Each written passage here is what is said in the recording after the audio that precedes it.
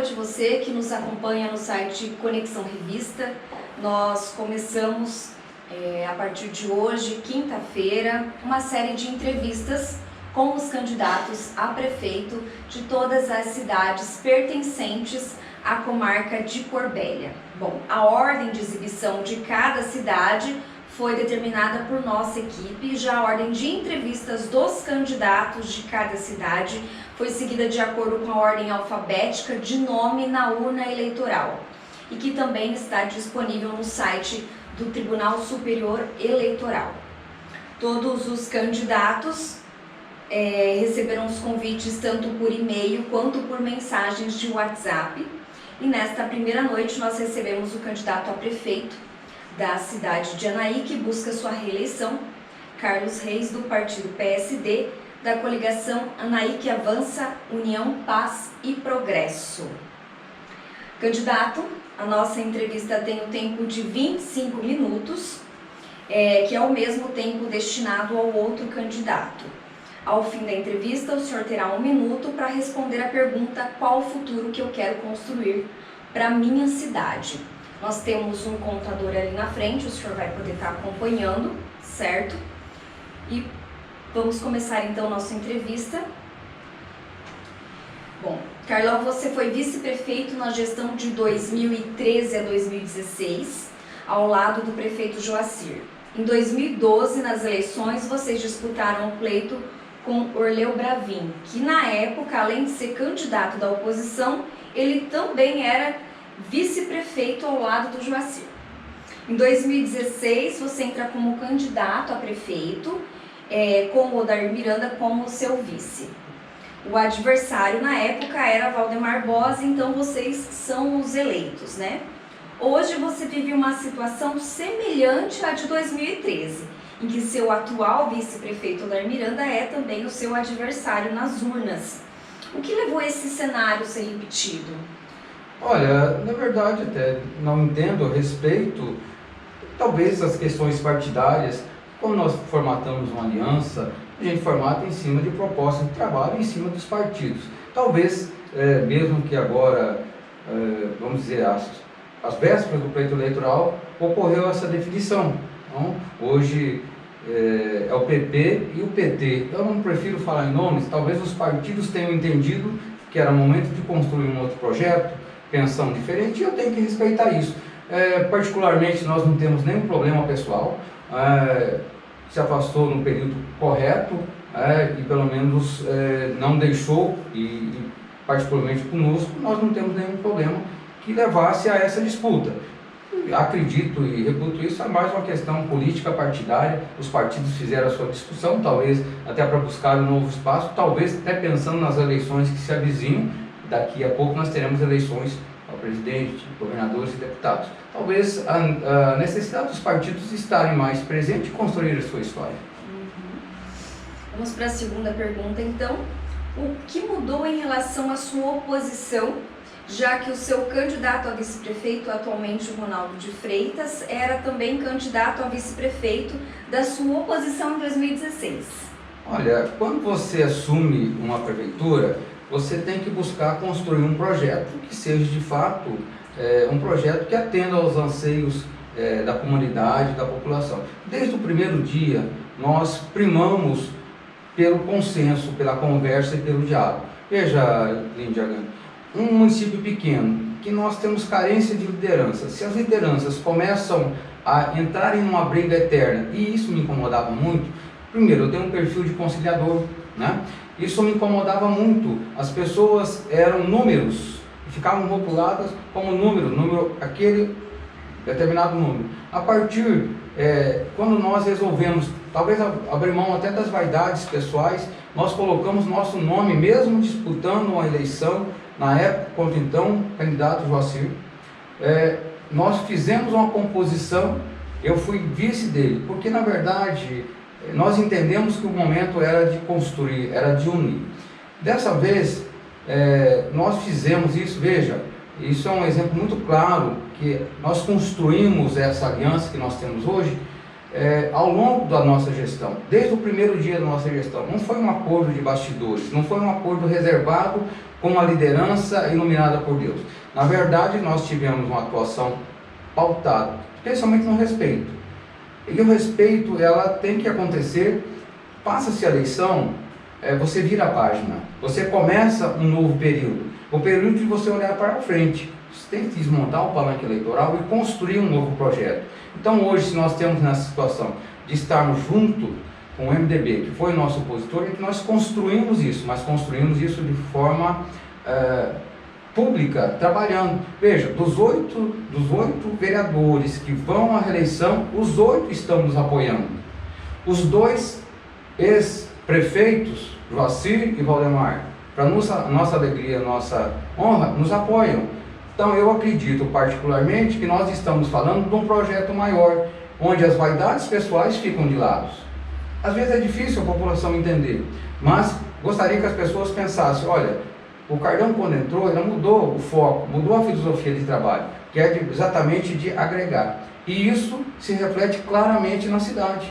Tantas e tantas obras que nós conquistamos em função da força política. Te dou um exemplo. O deputado Frangão, na última eleição, esteve no palanque do então nosso hoje companheiro, e sempre foi companheiro, mas naquele momento tinha uma posição diferente. E é um deputado que eu fui buscar recursos. Eu não tive a vaidade, não quero saber do pessoal do MDB porque foram oposição. Eu chamei o MDB para nos ajudar. E falava ainda no dia da posse, olha gente, a partir de agora nós temos que trabalhar por ANAI.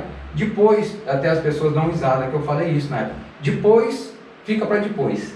Ou seja, vamos trabalhar lá na frente, na hora de discutir quem será o novo prefeito, nós vamos discutir isso. Talvez as pessoas podem ter pensamento diferente, como alguns que estavam com a gente, e a política às vezes tem esse aspecto. Veja, nós estávamos talvez até numa candidatura única, e os partidos lá que fazem base, veja, tanto o PT como o PP ainda tem pessoas que ocupam o nosso governo. Nós temos diretor de cultura, é do PP, o nosso engenheiro que ocupa lá, é um contrato do PT. Então você veja como que ficou uma situação difícil. Algumas pessoas talvez definiram por esse caminho. Então, na verdade, Anaí, nós construímos uma grande parceria de forma muito clara, muito transparente. Quem ganha é a cidade, sabe? E as obras estão lá, as pessoas viram que nós conseguimos fazer essa grande aliança. E a prova disso, como eu falei, finalizando essa segunda pergunta, nós temos o apoio de 2 ex-prefeitos e 8 vereadores que vão à reeleição. Esse gancho também, você falando aí do PP, o Odair Miranda, ele, seu vice, atual adversário nas urnas, também foi até recentemente o seu diretor de saúde. Houve um episódio em que o Odair chegou a anunciar sua saída pelos bastidores, mas teve o início de protesto dos servidores da saúde que chegaram até a sair na calçada da UBS, né? Como o senhor avalia a atuação na saúde? A sua atuação na saúde e a atuação do seu interno diretor e também vice-prefeito? Olha, a nossa saúde, eu acho que a própria população depõe a nosso favor. Saúde, de fato, é uma área complexa, nós mexemos com muitos profissionais, as pessoas pensam diferentes, mas, de forma geral, nós tivemos uma excelente atuação na saúde.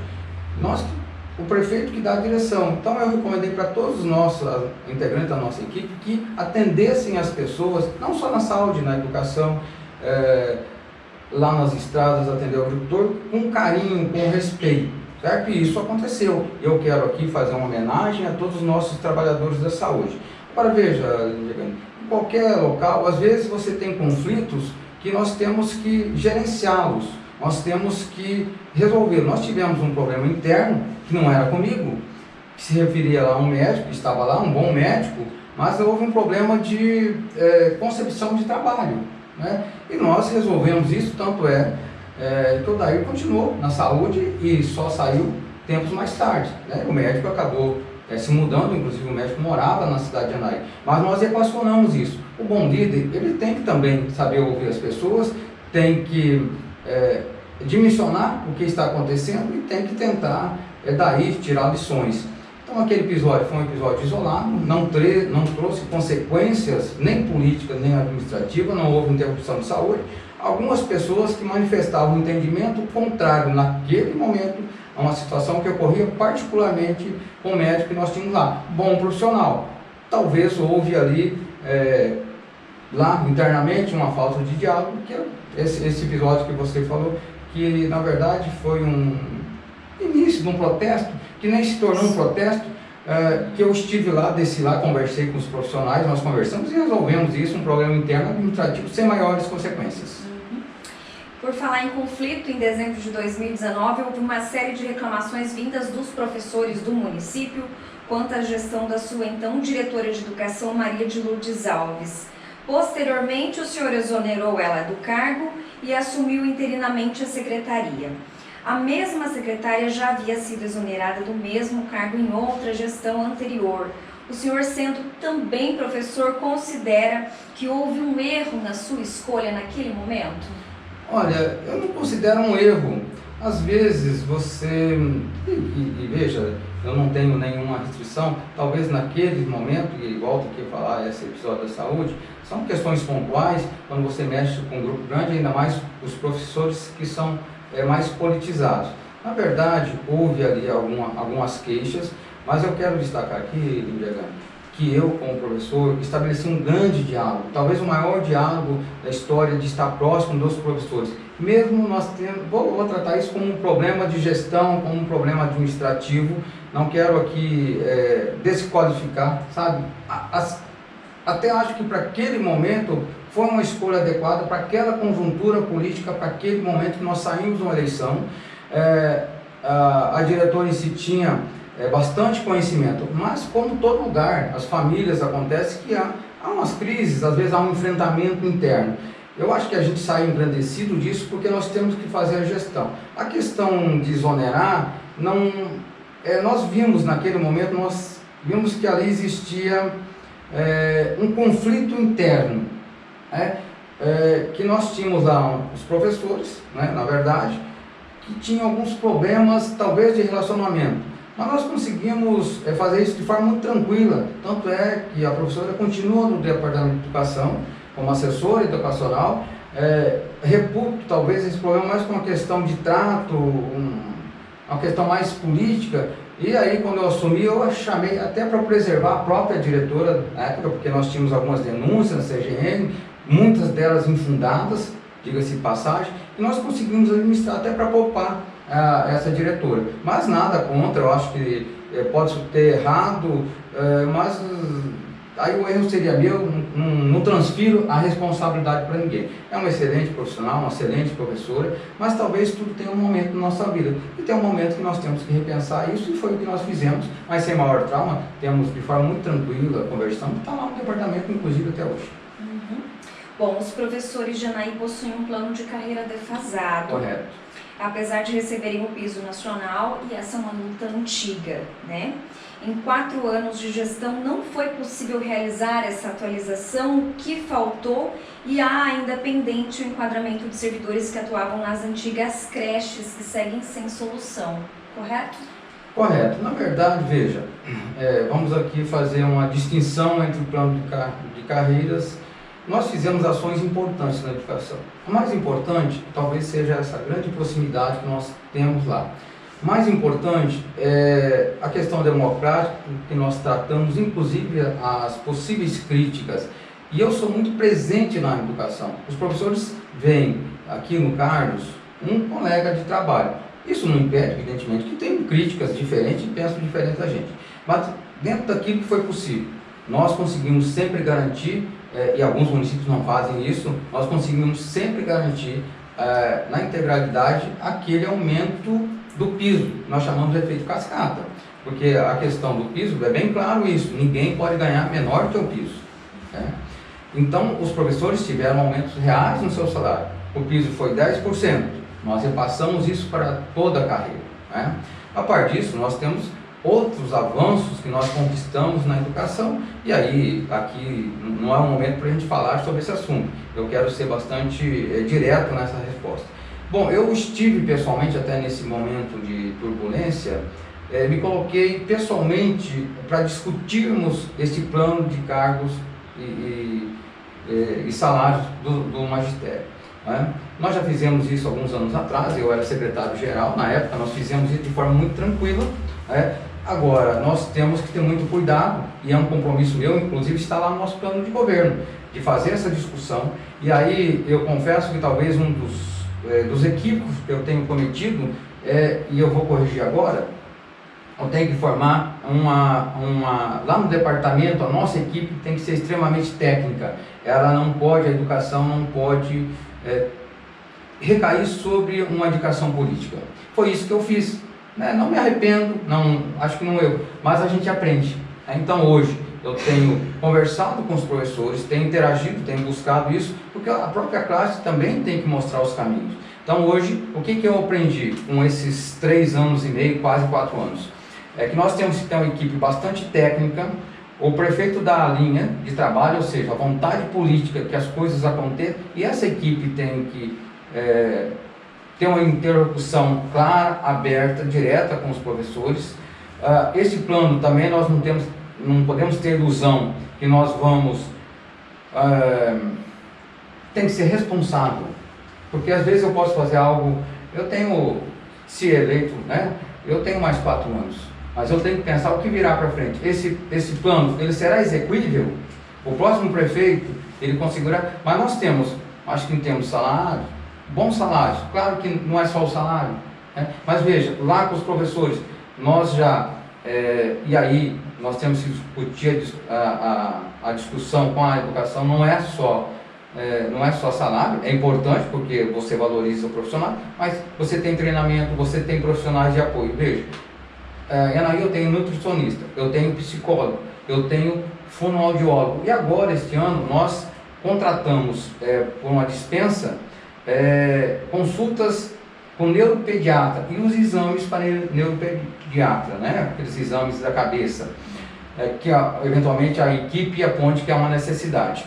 Então isso é algo importante para os professores, tem apoio. Além disso, nós colocamos sala de apoio, que nós não tínhamos. Então nós fizemos uma série de melhorias. Evidentemente que não fizemos tudo, evidentemente que assim é a vida, nós temos que ir melhorando, nós temos que ir buscando. Agora, os professores que nos ouvem, sabem que nós temos vontade política, nós temos vontade que as coisas aconteçam. E o plano de governo comporta isso, e nós não vamos furtarmos de logo no início fazemos essa discussão. Na verdade, Lídia Gana, nós tínhamos até feito uma proposta de sentarmos ainda este ano e fazermos um grupo de trabalho, porque esse plano ele não brota do chão. Não adianta eu fazer uma assembleia com todos os professores, eu tenho que ter uma base para a gente discutir isso. Um grupo de trabalho, evidentemente composto aí por representantes dos professores, da educação e talvez dos vereadores, para que nós possamos fazer algo executível e que seja bom para os professores. É compromisso nosso, nós vamos fazer, e você fez uma referência aos agentes educacionais, e nós temos,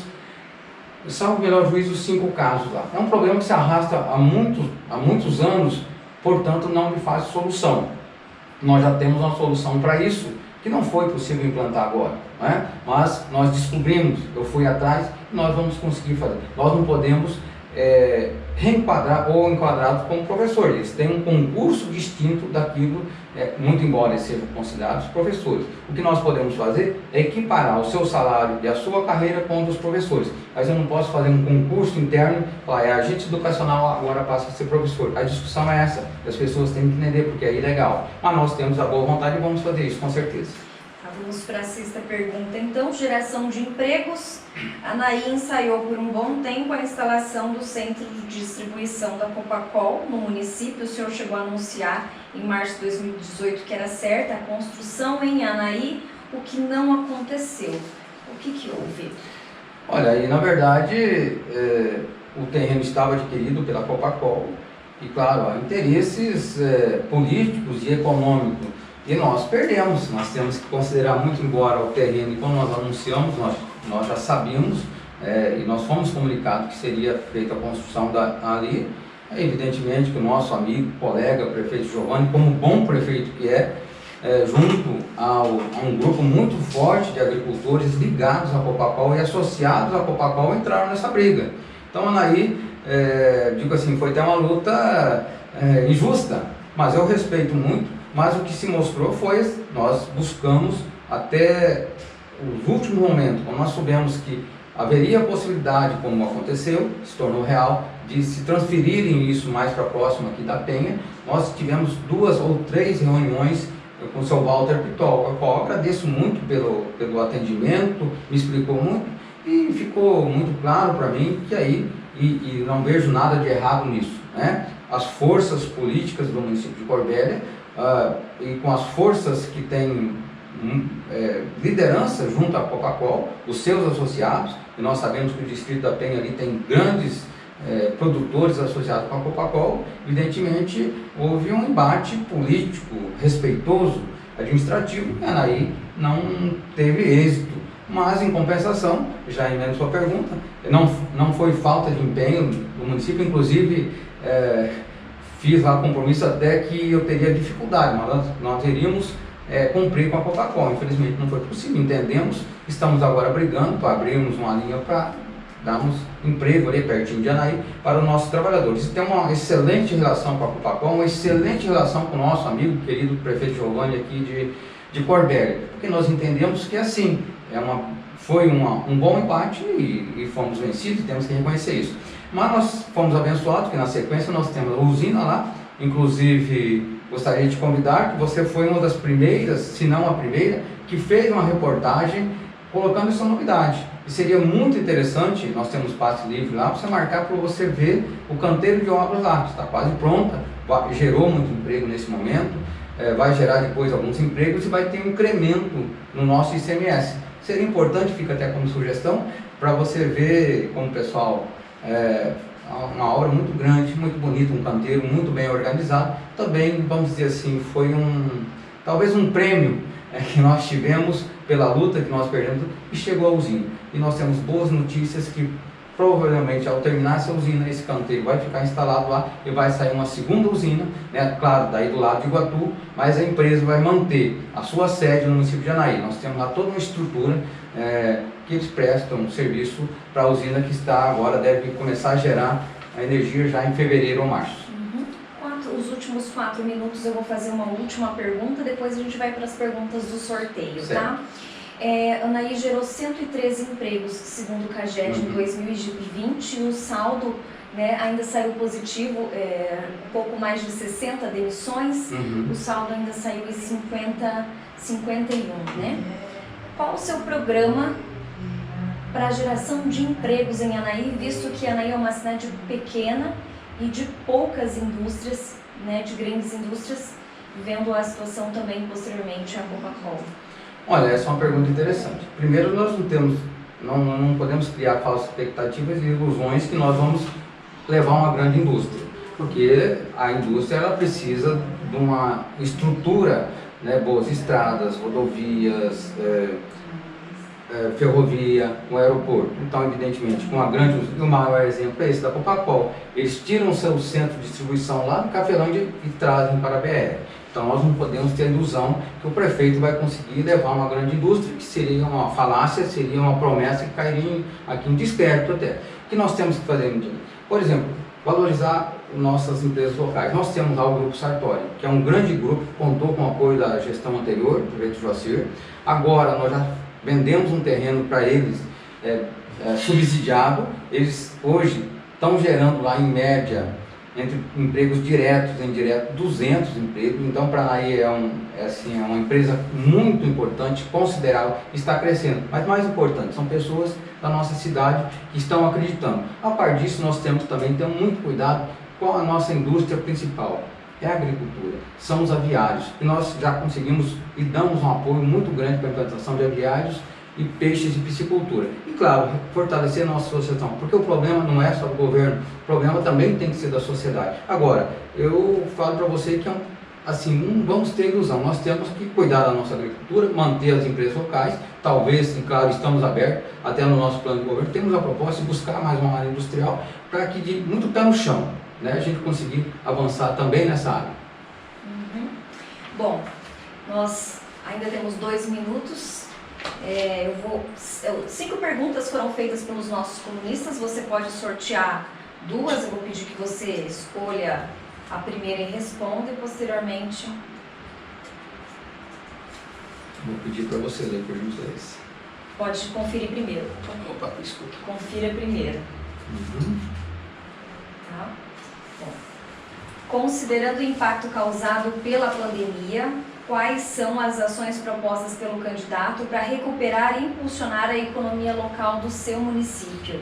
Na verdade, os impactos para nós econômicos não foram tão grandes, porque nós não geramos desemprego, ninguém mandou embora, houve uma retração. Talvez o impacto foi mais nas nossas receitas, porque o ICMS, o Fundo de Participação, localmente nós não tivemos grandes, a nossa construção civil está em pleno, a todo vapor, muitas obras, o nosso comércio não empregou, caiu um pouquinho o movimento, mas de forma geral nós não tivemos um impacto muito negativo. Claro que nós temos que também ter força para pensarmos, buscarmos soluções, mas assim, localmente nós não tivemos um impacto negativo, tanto é que você falou aqui os dados dos empregos neste ano lá no Secretaria de Economia.